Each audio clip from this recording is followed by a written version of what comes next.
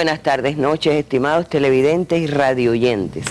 Es posible que las actuales generaciones de cubanos conserven en su información genética huellas de aquello que nos dice la historia y que confirman innumerables evidencias de estudios arqueológicos, etnológicos, lingüísticos y antropológicos. Existen componentes subjetivos en la clasificación de las personas por el color de la piel.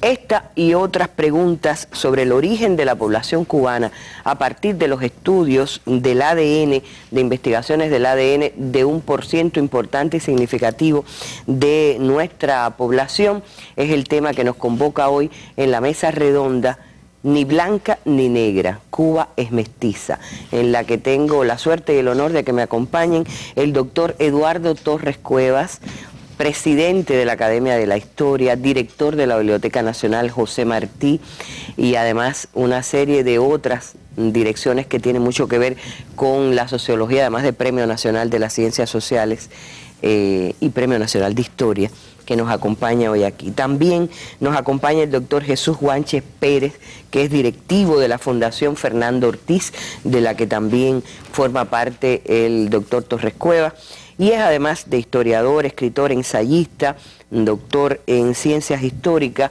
miembro de número de la Academia de la Historia de Cuba. Y la doctora Beatriz Marcheco Teruel, presidenta de la Sociedad Cubana de Genética Humana, directora además del Centro Nacional de Genética Médica y autora o coautora junto con otros especialistas de la importante investigación que nos inspiró a proponer esta mesa redonda, que hoy queremos acercar a nuestros televidentes para comprender cuánto de mito, cuánto de falsedad, cuánto de subjetividad enraizada a partir de patrones culturales incluso importados van en la apreciación del componente racial de la población cubana. Le invitamos ya a acompañarnos en nuestra mesa redonda, a poner también su opinión del lado de allá del cristal, y entonces al final usted podrá sacar sus propias conclusiones. Acompáñenos esta tarde. Hace 1500 años, todo el mundo estaba convencido de que la Tierra era plana.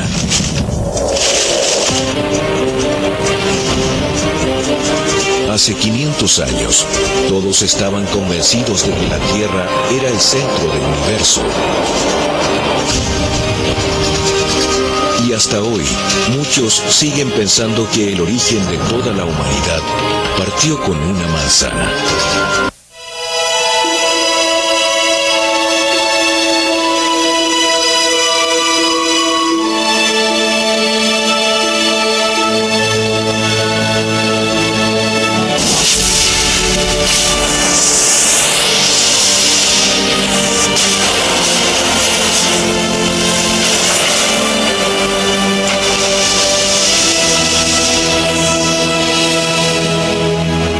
Esta mujer es la madre de la humanidad, la Eva genética de la que todos descendemos. Vivió hace 150.000 años en el este de África, y todos los hombres y mujeres de la Tierra tienen parentesco con ella.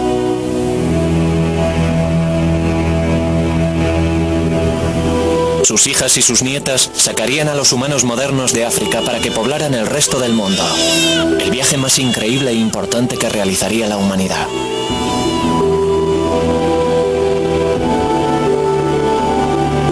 Las huellas genéticas nos proporcionan por primera vez un mapa del itinerario de nuestro viaje. Con él, podemos seguir a las familias de nuestra Eva mientras viajan por un mundo vacío, superan dificultades, se separan y toman caminos distintos para descubrir nuevas tierras.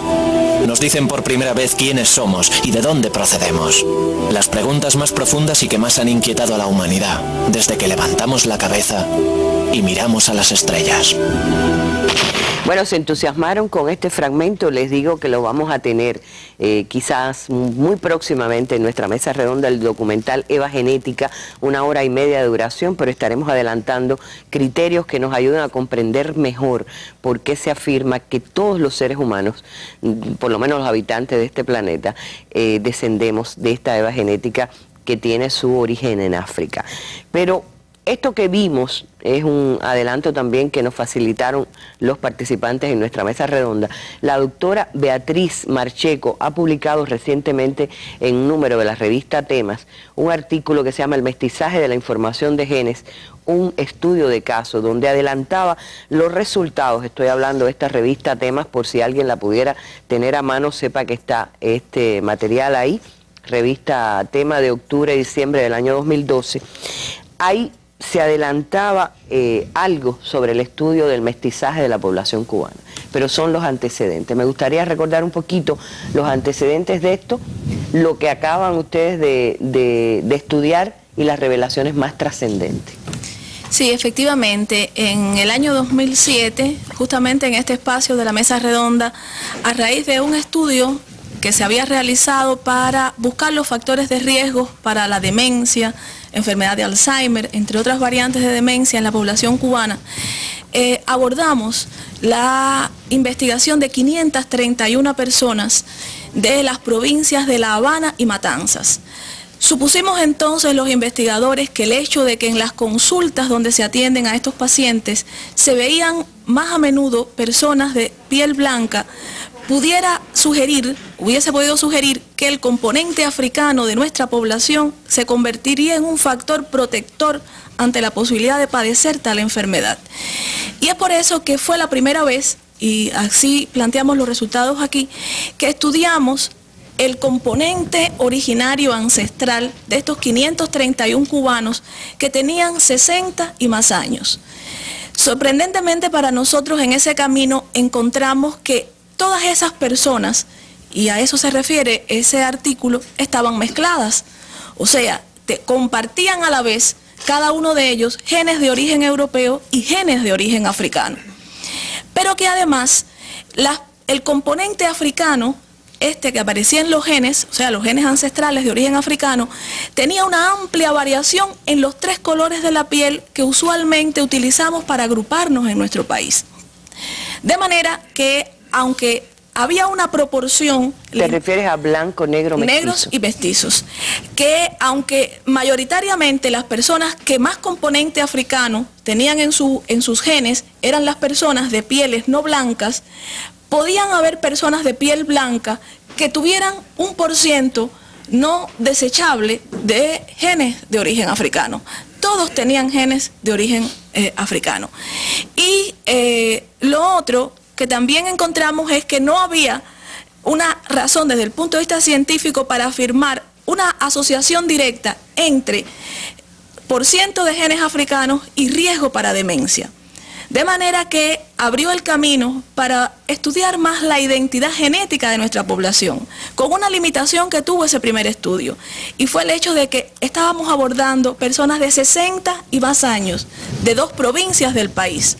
Hoy, que está en Cuba Debate, este artículo, los compañeros lo pusieron allí, muchas de las personas que han escrito se preguntan, ¿por qué tan pocas personas? ¿Por qué 2 provincias? Efectivamente, eso es una limitación que tuvo ese primer estudio. A partir de ahí... Y vamos a adelantar que Beatriz Marcheco va a responder a quienes han enviado a Cuba Debate sus interrogaciones, ¿no? Esa es la investigación que antecede a esta más reciente. Con una cooperación decisiva del Centro de Estudios de Población y Desarrollo de la Oficina Nacional de Estadística, la doctora Alina Alfonso, Juan Carlos y demás, ayudan a diseñar una muestra que expresara las características demográficas de la población cubana actual, que tuviera personas de áreas urbanas y rurales, que tuviera personas de los diferentes colores de la piel, en estas 3 variantes que los agrupamos, que fueran hombres y mujeres, y de esta manera hemos llegado a estudiar a 1019 individuos cubanos de 137 de los 168 municipios que tiene el país, o sea, del 81,5% de nuestros municipios. Personas cuyo lugar de residencia en el 77% de los casos son áreas urbanas, muy parecido al comportamiento que expresa incluso el censo de nuestro país y el resto de áreas rurales. De todas las edades y por tanto de las generaciones que tiene la población cubana actual, desde 18 hasta 95 años. Mujeres, el 58%, porque son las que con más frecuencia están en las casas, porque en esta investigación se visitó a las personas en su casa y se utilizó un método de muestreo que nos permitiera garantizar la aleatoriedad de esta muestra. O sea, que cualquier persona que encontráramos en la vivienda tuviese la misma probabilidad de ser elegido para el estudio. Y tiene la característica de que para clasificar el color de la piel utilizamos dos métodos. Preguntamos a las personas cuál es su color de la piel y un único investigador en la mayor parte de las provincias del país entrenado clasificó además de manera independiente el color de la piel. Porque como decías al inicio de la mesa, clasificar el color de la piel está demostrado que tiene un componente subjetivo. Es donde decir, influye. mismas personas pueden ser clasificadas. Yo puedo clasificar a una persona. A ver, voy a poner mi ejemplo. En ciertas zonas del país soy considerada blanca, en otras zonas soy considerada mulata. Así es, porque o mestiza, para decirlo como... a la hora de clasificar el color de la piel, tiene que ver incluso el propio color de la piel de la persona que define el color de la piel. Tiene que ver el entorno que rodea. Hay provincias con pieles más oscuras que otras, por tanto, se sabe por estudios en otros países que son capaces de distinguir mejor las tonalidades de las pieles oscuras y que tú puedes distinguir los tonos de la piel que es semejante a la tuya con más precisión que un investigador con otro color de la piel. Pero este estudio de ustedes del color de la piel es científico, es con la base a la melanina. Además de clasificar el color de la piel, utilizamos un instrumento, un dermoespectrómetro, que es capaz de medir el índice de melanina que tiene nuestra piel. La melanina es el pigmento que tiene un papel más preponderante en la coloración de la piel. Y medimos el color de la piel a través del índice de melanina en dos áreas del cuerpo. En una zona expuesta a los rayos solares, que es el dorso de la mano, porque ese pigmento se sintetiza estimulado por las radiaciones ultravioletas, y en la cara interna del brazo, que es una zona que no está expuesta al sol. La cara interna del brazo se considera una pigmentación constitutiva. Ahí estamos viendo pruebas que se hicieron aquí con el propio equipo técnico nuestro. Este es el espectrómetro. El dermoespectrómetro, exactamente. Dermoespectrómetro. Y medimos el color de la piel en una zona constantemente expuesta a los rayos solares, que estimulan la síntesis de melanina. Y ahí encontramos que como promedio, nuestra población tiene un índice de melanina que es un valor que se mueve entre 0 y 100, mientras más oscura la piel, más se acerca al 100, y mientras más clara, más se acerca al 0. Nadie tiene exactamente 0 ni 100, pero son valores próximos o intermedios. En los individuos blancos obtuvimos como promedio un índice de 34, en los individuos mestizos de 41,73 y en los individuos de piel negra de 60,87. Pero cuando usted mira el mínimo y el máximo que se obtuvo en personas de piel blanca, contienen a individuos mestizos y contienen a individuos negros. Valdría la pena preguntarse si ese es el pigmento que colorea la piel, ¿cómo es posible que sean clasificados con un color diferente personas que tienen el mismo índice de melanina? Si eso lo colocamos en un gráfico, por ejemplo, donde ponemos a todas las personas blancas, mestizas y negras que fueron estudiadas, podemos ver cómo coinciden el índice de melanina en personas con los tres colores de piel. Claro. Otro dato interesante es, por ejemplo, que de las 301 personas mestizas estudiadas, poco más de la mitad, 174, tienen el mismo índice de melanina que personas de piel blanca. Que de las 101 personas negras estudiadas, 72, que es también más del 50%, tienen índices de melanina que coinciden con el de personas mestizas, y 5 de ellos incluso que coinciden con el de personas que se clasifican a sí mismas como blancas. O sea, esto nos dice que es difícil establecer los límites. Utilizando una medición más objetiva, como puede ser este índice de melanina, que es ese pigmento, sin embargo, se solapan los límites para definir la coloración de la piel. De ahí la subjetividad.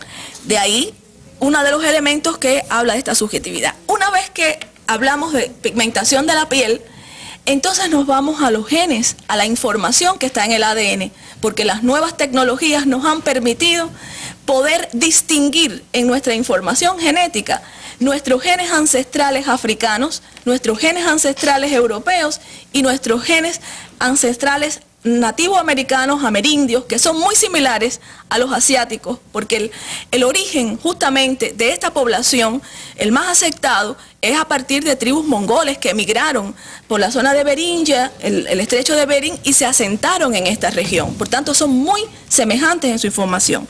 Tal es así que tenemos que la población cubana actual tiene un 72% como promedio de genes de origen europeo, un 8% de genes de origen amerindios, una información que a no pocos compañeros sorprende, y un 20% de genes que vienen de nuestros ancestros africanos. Quiere decir, ese 8% sorprende porque lo creíamos totalmente desaparecido.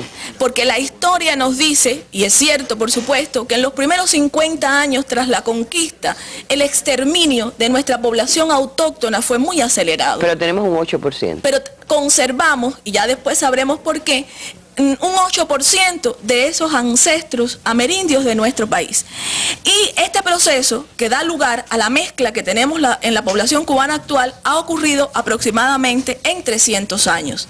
Al igual que pasó con la pigmentación de la piel, en el índice de melanina, aquí en los 3 colores de piel hay personas que tienen el mismo % de genes africanos. Y sin embargo, unos son blancos, otros son negros y otros son mestizos. Sí, yo creo que es momento para hacer un examen que tú me querías hacer, ¿no? Sí, te quería preguntar con la imagen de 3 investigadoras que estuvimos en este estudio. Quizás si Yaima nos ayuda con las 3 investigadoras que participaron en el estudio. Ahí están las imágenes. Si en estas 3 investigadoras tú nos puedes ayudar a distinguir, si tú fueras a estimar el % de genes africanos o europeos, ¿cuál de ellas tú consideras que tienen mayor % de genes europeos, por ejemplo? A mí me parece que la del centro tiene mayor cantidad de genes europeos y menos africanos. Ajá, y así que piensas que esta... También la de la izquierda, que eres tú. Sí. Me parece que tiene un poquito más, es decir, la que veo con menos genes europeos puede ser la de la derecha. Entonces, decías que Evelyn, que es la investigadora del centro, piensas que es la persona que tiene mayor % de genes europeos. Bueno, mira, casualmente no es así.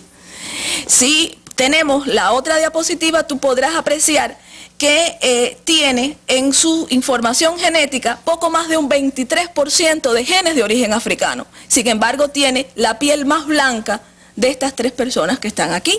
Y la de la persona de su otro extremo es la que más componente de genes amerindios tiene en su genoma. Y tiene un 85% de genes de origen europeo y un 8% de genes nativoamericanos. Ah, ya veo. Bueno, puede ser la luz también que ilumine todo eso, pero correcto. Algunos se fijan también por las facciones, y yo he conocido personas de piel muy negra con facciones muy finas, y he conocido personas de piel muy blanca con facciones muy toscas, las he conocido en la propia Europa. Por eso cada vez más es difícil poder agrupar, poder clasificar a las personas y hablar en términos de raza, cuando el mestizaje no solamente tiene que ver con el color de la piel, sino con otros caracteres físicos, como la forma de la nariz, como los pómulos, como los labios más gruesos, menos gruesos, y por tanto, la talla de las personas. Por tanto, ¿cómo tú estableces las fronteras para distinguir grupos humanos basado en estos elementos, dado el intenso proceso de mestizaje? Por último, hay una pregunta que nos hicimos también en el curso de esta investigación, y es de dónde venimos, quiénes son nuestras madres originales, nuestras, diríamos, Evas cubanas, las generaciones actuales de cubanos. Bueno, pues el 39%, a través del estudio del ADN mitocondrial, hemos podido indagar y conocer que el 39% de nuestras madres son de origen africano, un 34% de origen amerindio, y es ahí que aquellas que quedaron en esa primera etapa tras la conquista se unieron con los posiblemente los colonizadores y otras personas que vinieron después y dejaron una prole, dejaron en su descendencia, en su ADN mitocondrial, que solo se transmite a través de la madre, esa huella de nuestra población autóctona. Y un 26% de nuestras madres son de origen español. O sea, es decir, son las menores. Las es el menor por ciento. Es el menor por ciento. Pero cuando estudiamos el cromosoma Y, que solo lo tienen los hombres, ¿verdad? Porque en la constitución genética las mujeres XX y el hombre es XY. ¿Qué dice el cromosoma Y? Que el 80% de los padres vienen de Europa. Y es ahí que tenemos una población que en términos de genética tiene un flujo génico sesgado. Una parte de nuestros ascendientes, por la vía de nuestras madres, están en una proporción África, amerindia y español en menor medida, mientras que por la vía de nuestros padres tenemos mayoritariamente el porciento que predomina es de padres de origen europeo. Y en cualquier caso, que es lo que nos va a llevar el documental Eva Genética, hasta esos padres tienen como origen más antiguo una impronta. La madre genética es esa Eva africana. De eso vamos a hablar un poquito más adelante. Vamos a la calle. Oscarito Figueredo se fue a recoger las opiniones de la población en torno a este polémico tema del componente racial de la sociedad cubana. Vamos a empezar a hablar de genes, vamos a dejar de hablar un poquito de temas raciales, vamos a hablar de genética, que es lo que está puesto como tema hoy sobre la mesa. Vamos a la calle con Oscarito. En nuestra sociedad hay muchas personas, hay personas de todas las razas, blancos, negros, y hay una mezcla de todas las razas y sí se puede decir que Cuba es una sociedad mestiza. La sociedad cubana es mestiza es su surgimiento. Cuando surgieron la primera sociedad cubana surge de los criollos, que es la mezcla de los europeos, los africanos y los aborígenes que ven aquí. Por tanto, en la actualidad se ha acrecentado con los chinos, que es la raza amarilla, y por supuesto, pudiéramos decir que la sociedad cubana es una sociedad netamente mestiza y plurimulticultural, porque tiene cultura de casi todos los países del mundo. Antes se veía más la diferencia entre blancos y negros y mestizos, pero ahora hay tanto mestizaje que uno no sabe si realmente es blanco o si realmente es mestizo. Los diferentes elementos étnicos que existen en Cuba es una ciudad mestiza. Aquí tenemos todos los colores, aquí tenemos el mestizo, el jabao, o sea, de todo. En sí es una sola raza. Hemos heredado muchas cosas de ambas sociedades, o sea, de los negros, africanos y de los españoles. De ahí todas las cosas que usted está viendo actualmente, la manera de vestir, se manifiesta en el baile, en nuestra forma de conducir, ¿no? De nuestro español que más bien es castellano. Bueno, desde cierto punto cultural, lo mismo la religión yoruba que la religión católica hicieron bastante énfasis en la cultura de Cuba. Lo mismo se puede ver a un cristiano que a una persona que le gusta la santería. Como dice también el viejo refrán, aquí el que no tiene de Congo tiene de Carabalí, ¿no? Y entonces puede que haya algunas familias, pero son unos mínimos. La mayoría de los cubanos somos una mezcla, un crisol. Cuba es un ajiaco. La imagen del ajiaco criollo nos simboliza bien la formación del pueblo cubano. Sigamos la metáfora. Ante todo, una cazuela abierta. Esa es Cuba, la isla, la olla puesta al fuego de los trópicos. Cazuela singular, la de nuestra tierra, como la de nuestro ajiaco, que ha de ser de barro y bien abierta. Luego, fuego de llama ardiente y fuego de ascua y lento para dividir en dos la cocedura. Y ahí van las sustancias de los más diversos géneros y procedencias. La indiada nos dio el maíz, la papa, la malanga, el boniato, la yuca, el ají que lo condimenta y el blanco sao del casabe. Los castellanos desecharon las carnes indias y pusieron las suyas. Ellos trajeron con sus calabazas y nabos las carnes frescas de res, los tasajos, las cecinas y el lacón. Con los blancos de Europa llegaron los negros de África y estos nos aportaron guineas, plátanos, ñames y su técnica cocinera. Y luego los asiáticos con sus misteriosas especies de Oriente. Con todo ello se ha hecho nuestro ajiaco. Mestizaje de cocinas, mestizaje de razas, mestizaje de culturas. Caldo denso de civilización que borbollea en el fogón del Caribe.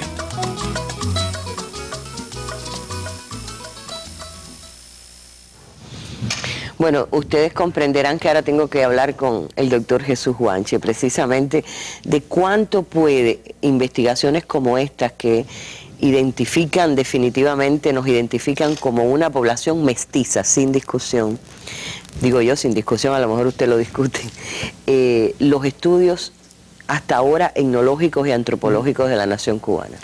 Bueno, en los últimos meses hemos estado colaborando con el Centro de Genética Médica, tratando incluso de interpretar a la luz histórica y de las investigaciones de la antropología cultural e incluso de la antropología física, cómo responder a toda esta problemática. Yo incluso me había traído varios de los plegables, 10 plegables que ha hecho la Fundación Fernando Ortiz, abordando diferentes componentes étnicos de la nación cubana. Y cuando hablo de componentes étnicos, no me quiero referir bajo ningún criterio a lo supuestamente racial, porque bueno, Ortiz, qué bueno que se habló de Ortiz. Investigaciones como esta lo que hacen es darle la razón a Fernando Ortiz sin estos recursos científicos de lo que él llamó el engaño de la raza. Ya hoy día hay un convencimiento cada vez más general de que somos una especie que no existe en raza para los seres humanos con toda esa variedad genética de la cual somos portadores. Se está hablando del patrimonio genético de la nación cubana como parte de un gran patrimonio cultural. Y yo esta mañana precisamente preparando detalles para el programa quería insistir en un hecho muy importante que justifica esta problemática y es la histórica composición por sexo del proceso de formación de la nación. Es decir, hay una tendencia muy fuerte, en este caso de las migraciones hispánicas, a ser mayoritariamente masculina. Incluso tengo por ahí los datos, prácticamente en el sentido estricto, 8 de cada 10 eran varones y que hay un porciento muy bajo de población femenina, prácticamente el 20, en torno al 20%, lo cual te da la medida por necesidad de reproducción biológica que la inmensa mayoría de las parejas o eran africanas o eran indígenas. Ahora, en el caso de los africanos, ahí sube un poco la proporción, o sea, hay alrededor de 6 de cada 10 eran varones, tomando en consideración los censos de toda la época colonial a nivel acumulativo. Esto, por supuesto, se dispara al contrario con el tema de los chinos. Más del 99,8% de los chinos eran varones.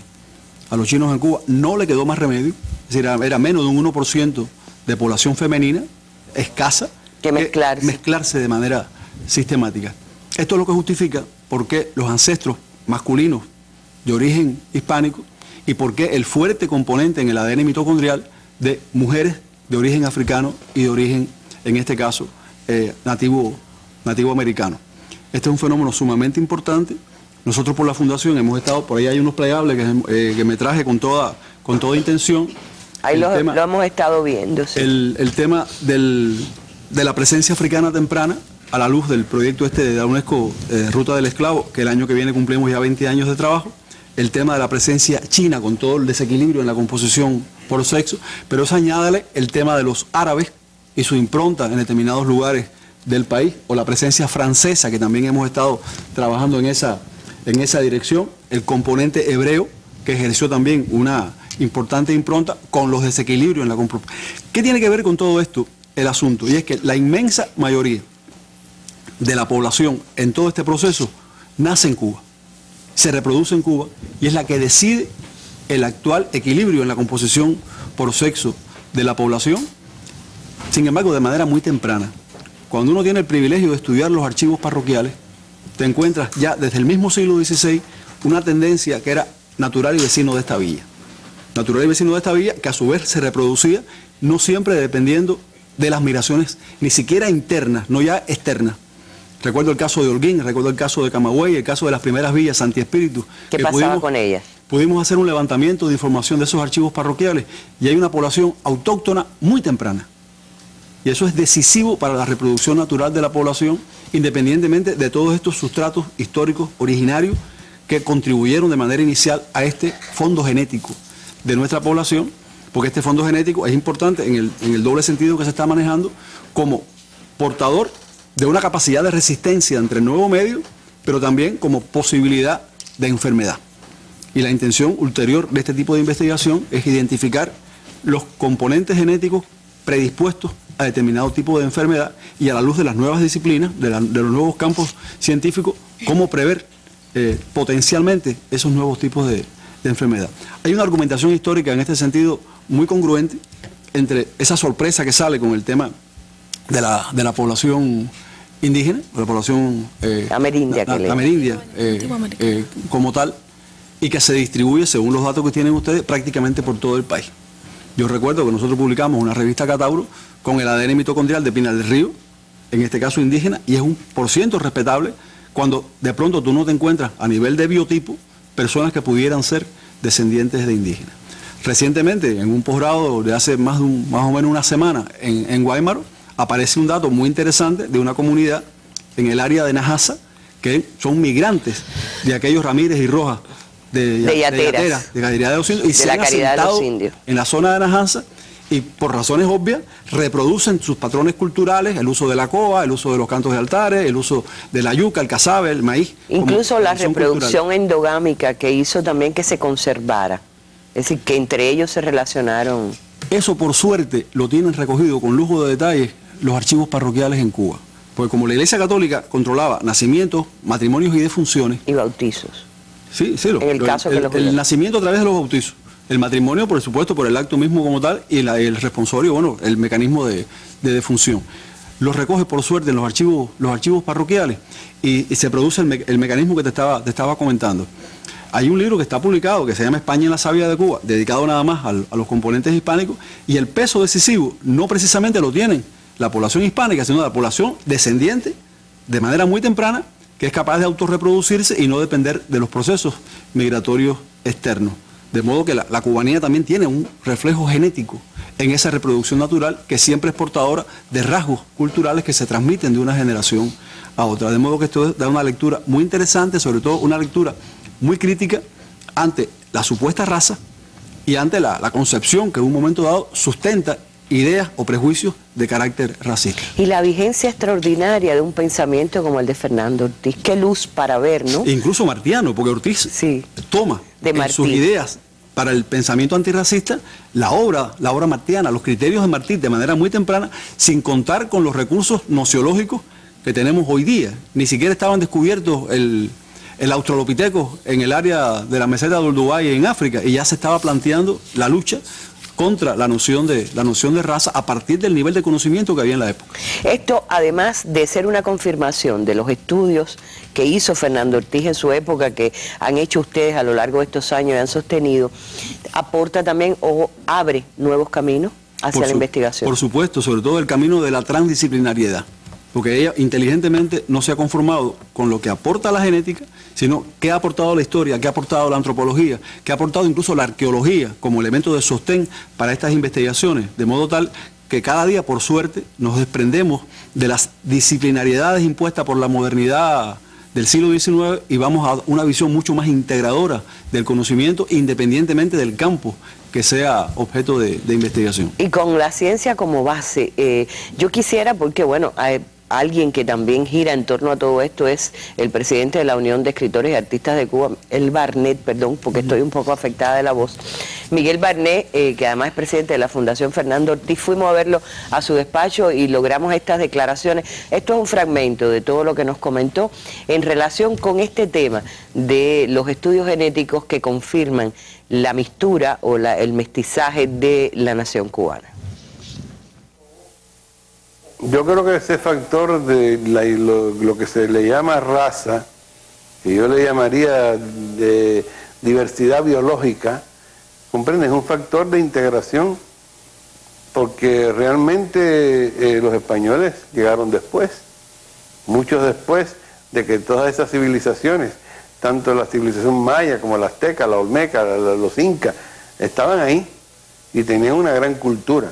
Tenían sus características somáticas y fenotípicas que eran diferentes a la de los españoles, pero ese proceso de integración, ¿qué ha hecho? Ha fortalecido incluso nuestra cosmogonía, nuestra visión del mundo, porque somos más ricos en la medida en que tengamos más ingredientes de otras culturas, y de otras diversidades étnicas.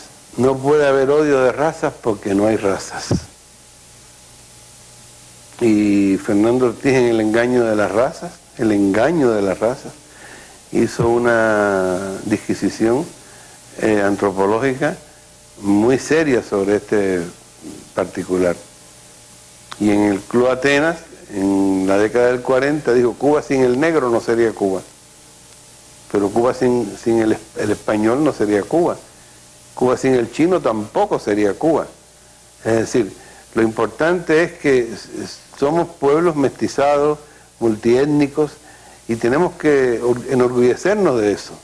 Enorgullecernos de eso porque eso nos hace mucho más ricos, nos hace más diversos. No creo que nos haya dividido el hecho de definirnos como raza. Se puede hablar de raza como una nomenclatura, digamos, de gran utilidad académica, ¿no? Pero a mí no me gusta esa palabra. Yo creo que yo soy muy, en ese sentido, ecuménico, ¿no? Yo no me siento de ninguna raza, yo soy de la raza humana, de la raza que vive en este planeta.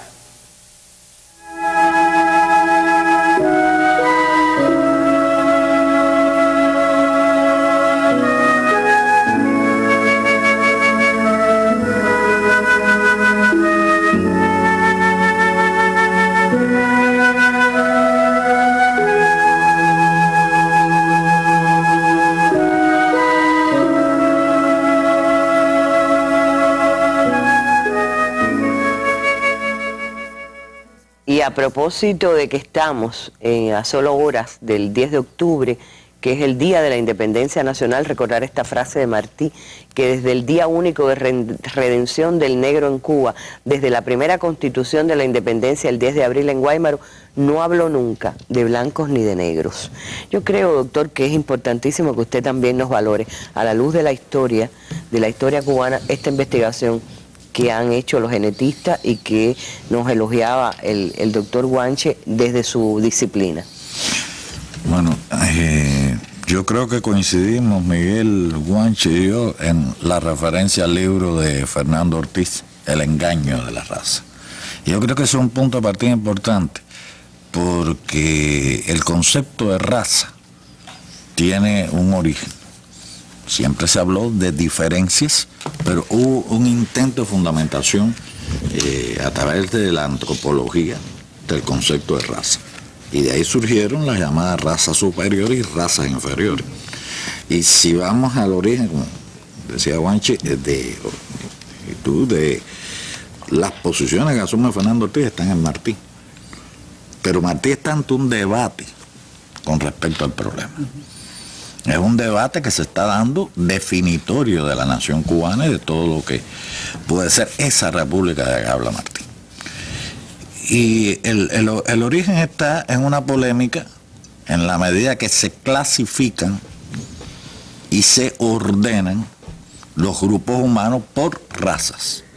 Y se le atribuye a cada raza determinados rasgos, no solo físicos, sino culturales e incluso existe en ese momento la antropometría, que se dedica también a medir el cuerpo y sobre todo la capacidad de estas personas. Recuerdo algunos intentos, hay uno muy famoso que fue el de Antonio Maceo, y dio que Antonio Maceo tenía un cráneo de blanco. Es decir, esas cosas ocurrieron. Y por ejemplo el de la medida del cráneo de Felipe Puey, resultó que la confirmación que le hizo Montané, la confirmación era de que, bueno, era como era porque venía del sur de Francia. Es decir, todas estas polémicas de época fundamentaban el otro problema, que las razas superiores y razas inferiores. Es decir, que el concepto de raza desde el principio es un concepto que nace de un resultado, digamos, con la intención de marcar diferencias, y fue esto vinculado a lo que se le llamó... Y justificar explotación. Claro, porque esto sirvió para hablar de civilización y barbarie. razas que necesitaban ser civilizadas, razas que no era posible civilizar y estaban en una condición inferior. Esto explica la famosa polémica de Martí, que fue con algunos antropólogos en Cuba, pero que tiene una definición en Sarmiento, cuando Sarmiento hablaba de civilización versus barbarie. Pero eso se estaba diciendo en La Habana también. Y era la fundamentación de la discusión de qué sociedad cubana se quería. O una sociedad blanca, en tanto fuera descendiente exclusivamente de europeos, y por tanto todo lo demás había que excluirlo, aquella célebre frase de Saco de blanquear, blanquear, blanquear y hacernos respetar. Era la posición frente a España. Es decir, excluir de la definición de la sociedad y por tanto de lo que era la sociedad cubana todos los componentes que no fueran absolutamente blancos. Y a partir de esto existía la otra discusión, es decir, la inferioridad de estas razas. Eso lleva a que Martí escriba algo que para mí me parece que es una de las cuestiones esenciales que hoy estos estudios están confirmando, y hay que agradecer tremendamente la contribución que al conocimiento nuestro significan estas investigaciones y al conocimiento y reafirmación de las posiciones históricas de la cubanidad real. Y esta definición, cuando Martí dice que no hay enfrentamiento entre civilización y barbarie, sino entre la falsa erudición y la verdadera naturaleza. Es decir, que cuando él está hablando de verdadera naturaleza, está hablando incluyendo a todo, y eso lo lleva al otro tema. Patria es humanidad, y patria es la parte de la humanidad en que nacemos y de la cual participamos, pero no está distinguida por ninguna característica racial. Y el otro elemento que yo creo que es importante también, esto reafirma la idea original del criollismo, del sentido de criollo, de por qué la palabra criollo. Un poco con lo que decía Guanche, el criollo es etimológicamente el pollo criado en casa, no es el que viene afuera. Será ahí el que viene afuera y el que se cría en casa. Y digo cría y no nace. Y en ese acriollamiento ya desde el siglo XVI hay autores que están diciendo, bueno, pero es que los que nacen allá tienen rasgos diferentes en lo físico. Es decir, hay factores que pueden ser desde factores del tipo de alimentación, del tipo de... el clima. Del clima, sí, una serie de factores de adaptación. Y esto está ya desde el siglo XVI. En los protocolos aparece la venta y aparece muy claro, negro africano, negro criollo, blanco africano, blanco criollo. Es decir, no hay una distinción en el criollismo racial, sino del lugar donde se nace. Y esto es muy importante porque yo creo que efectivamente lo que va dando estos resultados es una confirmación de procesos históricos. Por ejemplo, algo que decía Guanche, es decir, las visitas pastorales de los dos obispos, Sarmiento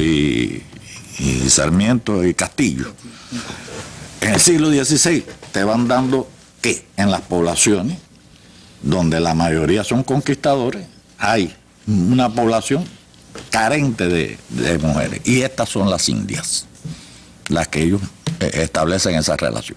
Entonces ese componente pudo venir perfectamente en esa mezcla, que después presentaban como españolas, y ya estaba mezclado en el origen de los hijos de estos españoles. Hay otra cuestión también que es muy importante, se ha subestimado el número de indios que quedó. Es decir, realmente hubo una primera etapa en que se hablaba prácticamente de la extinción de los indios, porque se tomaban solo aquellos que estaban en poblaciones. Y por tanto, cuando se hacían los censos, es decir, los censos no, las visitas pastorales, se hacían en un área que ya estaba poblada. Y era la que se tenía en cuenta, la que ya estaba en las villas. Ahora no se tenía en cuenta todas las regiones a las cuales el español no había colonizado todavía, o no había penetrado en esa zona por la característica de la isla. Ese es otro factor que puede dar esa importancia tremendo. Y lo otro que yo creo que también forma parte de esa importancia de este estudio, que confirma otro aspecto que siempre es decir, que ese mestizaje son de muchas generaciones. Es el resultado de la permanencia de una población sobre la cual entra una inmigración, pero una inmigración que entra por épocas, por etapas. Por ejemplo, el papel de los haitianos y jamaicanos que entran en los años 10 del siglo XX. Hacia la mitad oriental. Hacia la mitad oriental, fundamentalmente. Hay muchas veces que dicen franceses, pero de estos franceses no son franceses, son haitianos. Y son criollos franceses de Haití o criollos franceses de la Luisiana, no vienen de Francia. Y por tanto también ya están mezclados. Y gran parte de esos franceses traen su población esclava, que no es la misma que la que se trae a Cuba originalmente. Y por eso tenemos tantos nombres en francés. En el momento que estaba usted conversando, nos avisaban por interno una llamada telefónica de alguien que dice que cómo queda el término afro, o qué opinan ustedes del término afrodescendiente, y yo creo que también entra en solfa o se pone entre interrogación hasta qué punto toda la raza humana es afrodescendiente, ¿no? A partir de lo que nos decían de la EVA mitocondrial o del origen común que tenemos de la madre africana. ¿Usted qué considera? El concepto afrodescendiente es un concepto relativamente nuevo. Hay que empezar por este aspecto. Es decir, surge como una necesidad de eliminar conceptos que puedan ser discriminatorios y establecer una nueva clasificación, pero un concepto relativamente nuevo. Si lo cogiéramos en el sentido literal, todos somos afrodescendientes. Por eso. Es decir, sin excepción. Ahí no hay excepción. La EVA se ha usado con un sentido más limitado, pero yo creo que si vamos al sentido amplio, real del concepto, todos somos afrodescendientes. Eso pienso igualmente. Gracias, doctor.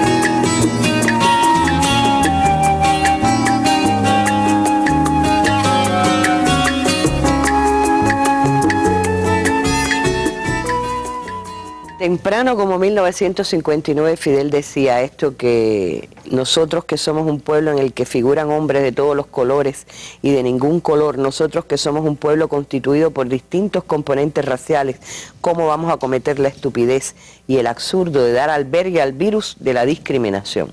Bueno, por factores culturales diversos, hay quien lo ha hecho, y eso no se puede ignorar. Vive el virus de la discriminación en nuestra sociedad.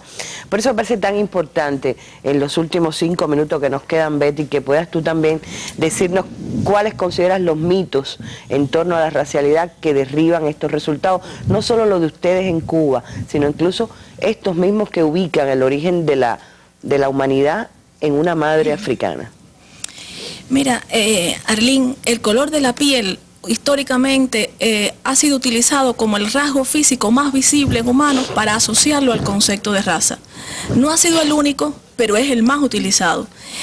Yo me circunscribiría a nuestro país y vería cómo este mestizaje ha entrelazado los caracteres físicos, como se ha mencionado aquí indistintamente en esta mesa, y cómo los límites se tienden a borrar cada vez más. No solamente en las tonalidades que tienen en la piel y que van más allá de estos 3 grupos que utilizamos para clasificarlo. Yo creo que el mito más importante, y que no solamente es este estudio, esto es una ínfima parte, en los últimos 40 años los investigadores de la biología hemos asistido a cómo se ha venido desmontando el concepto de raza basado en los estudios de todas estas disciplinas que mencionaba el profesor Guanchi que se han conducido.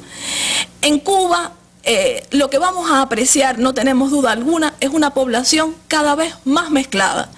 Las próximas generaciones de cubanos serán cada vez más mestizas.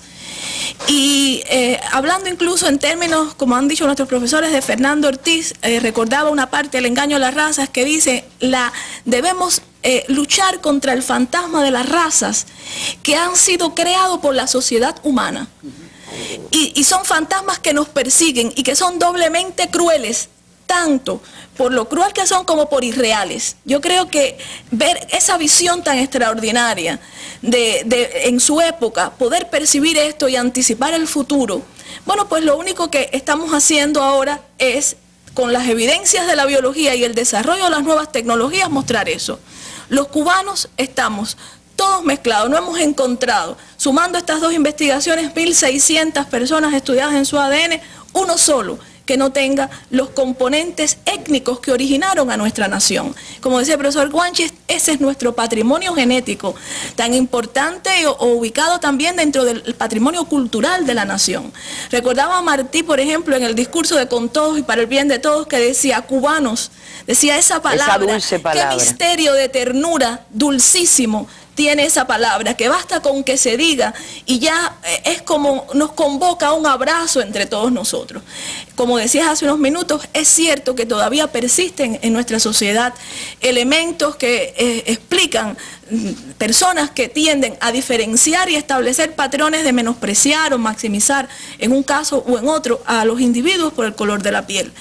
En Cuba tendremos, como con la dialéctica con la que vivimos nosotros en el desarrollo, que revisar incluso desde el punto de vista de la medicina.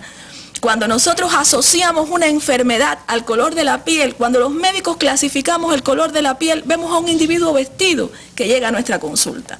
Para definir su color de la piel en la historia clínica, que es de los primeros datos que aparecen, no lo desnudamos. Y vivimos en una región del mundo donde las radiaciones ultravioletas estimulan la síntesis de melanina. Y hay individuos que son diferentes en su pigmentación cuando miras el dorso de la mano y cuando miras la cara interna del brazo. Por tanto, eso nos dice a nosotros que tenemos que ser cuidadosos al asociar incluso enfermedades con el color de la piel, que va mucho más allá de eso. Y yo creo que por eso, porque también tenemos el deber de adelantarnos para prevenir enfermedades, como decía el profesor Guanchi, y hoy se sabe que en el componente étnico hay predisposición a enfermedades. En el componente amerindio nos predispone a diabetes mellitus tipo 2, el componente africano a enfermedades como el cáncer de próstata, el componente europeo a diferentes variantes de alergia, cáncer de mama, entre otros. Y tenemos el deber también de proteger a nuestra población y estudiar para el futuro, bueno, qué impacto tiene también esto y cómo hacer mejor la atención de nuestro pueblo y también, por supuesto, fortalecer nuestra unidad como nación.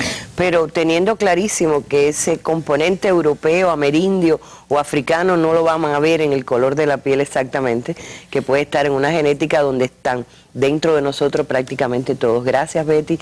Y yo les recuerdo, la mesa redonda lo va, en cuanto podamos vamos a invitar a los especialistas también a que nos acompañen a presentarles la EVA genética. Ahí van a ver cómo una mujer griega muy blanca puede ser pariente muy cercana de un indio que se creía de raza absolutamente pura india de los Estados Unidos. Es uno de los misterios que nos puede develar la EVA genética, que transmitiremos próximamente acá. Que este haya sido nuestro saludo a un próximo aniversario de la independencia de Cuba, que en su primer acto, para gloria de todos los cubanos, tuvo la libertad de los que los europeos habían convertido en esclavos. Gracias a ustedes por acompañarnos y nos vamos con algo que nos rescataron de los archivos de la televisión cubana, en la voz de su autor, Nicolás Guillén, este texto maravilloso que nos recuerda de qué estamos hechos los cubanos. A ustedes muchísimas gracias por su atención y hasta un nuevo encuentro en la mesa redonda. Muy buenas noches. Toda mi piel viene de aquella estatua de mármol español, también mi voz de espanto, el duro grito de mi garganta, vienen de allá todos mis huesos, mis raíces y las raíces de mis raíces, y además estas ramas oscuras movidas por los sueños, y estas flores abiertas en mi frente, y esta savia que amarga mi corteza. ¿Estáis seguros? No hay nada más que eso que habéis escrito, que eso que habéis sellado con un sello de cólera. Oh, debe haber preguntado. equivocado. Y bien, ahora os pregunto, ¿no veis estos tambores en mis ojos? ¿No veis estos tambores tensos y golpeados con 2 lágrimas secas? ¿No tengo acaso un abuelo nocturno con una gran marca negra, más negra todavía que la piel, una gran marca hecha de un latigazo? ¿No tengo pues un abuelo mandinga, congo, daomellano? ¿Cómo se llama? O sí, decídmelo. Andrés, Francisco, amable. ¿Cómo decís Andrés en Congo? ¿Cómo habéis dicho siempre Francisco en daomellano? En mandinga, ¿cómo se dice amable? ¿O no? ¿Eran pues otros nombres? El apellido entonces. ¿Sabéis mi otro apellido, el que me viene de aquella tierra enorme? El apellido sangriento y capturado, que pasó sobre el mar entre cadenas, que pasó entre cadenas sobre el mar.